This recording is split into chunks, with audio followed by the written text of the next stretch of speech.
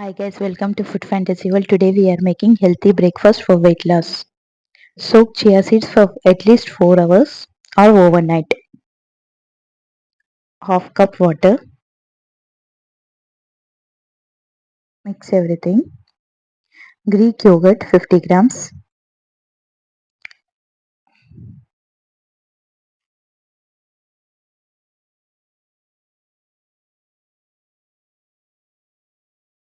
Soaked chia seeds 4 tablespoons. Papaya 1/4 cup.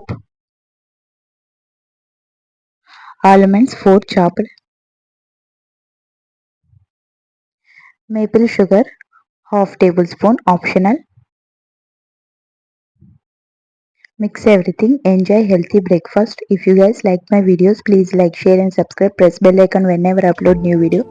Get notified. Thanks for watching. See ya. Bye.